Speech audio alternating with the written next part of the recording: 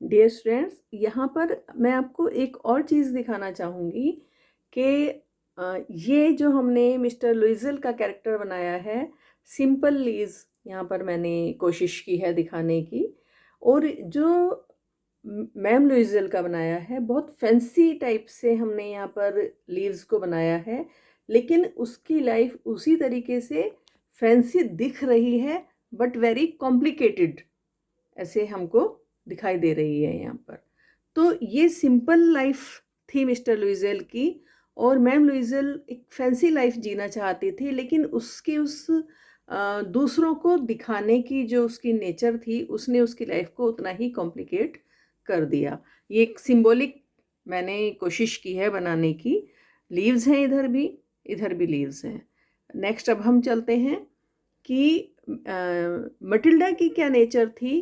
Complaints nothing feeling to wear for the occasion. जब invitation card आता है तो बोलती है मेरे पास कुछ नहीं है, और takes herself as an error of destiny into a family of clerks.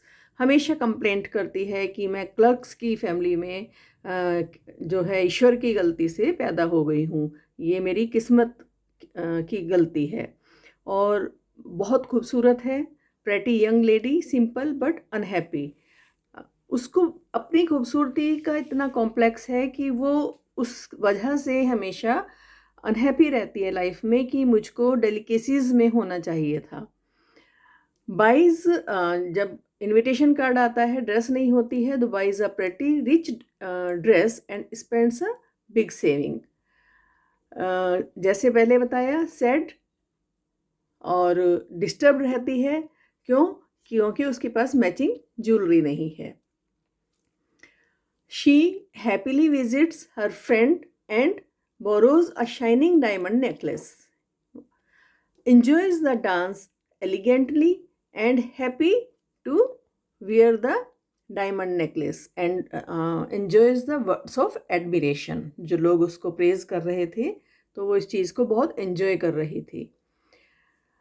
Coming home she finds the necklace missing. घर आती है तो उसका नेकलेस मिसिंग होता है। Both decide, Matilda and her husband both decide to return and buying the same diamond necklace। ये एक अच्छी नेचर थी मटिल्डा की कि वो ऑनेस्ट थी। नेकलेस खो गया था तो एक सेल्फ रिस्पेक्ट वाली चीज़ थी उसके अंदर, एक डिग्निटी थी कि जो नेकलेस खो गया है अब हम मेहनत करके कैसे भी उस नेकलेस को रिटर्न करेंगे।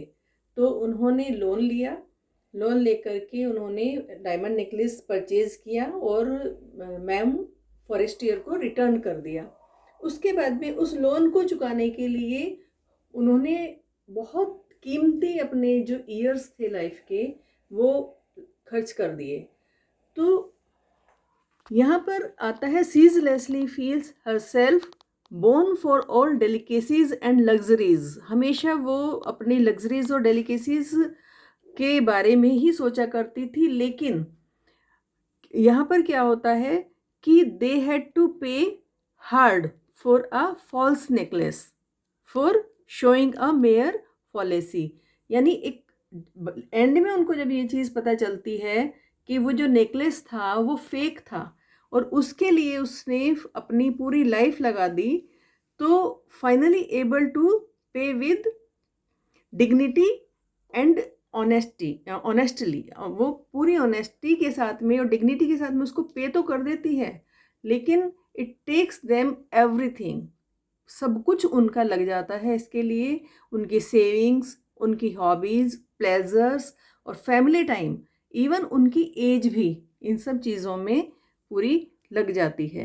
तो ईयर्स लेटर जब मैम फॉरेस्टियर मिलती हैं, वो रिवील करती हैं कि ये नेकलेस तो फेक था। तो ये टर्निंग पॉइंट है मैम लुइज़ेल की लाइफ में।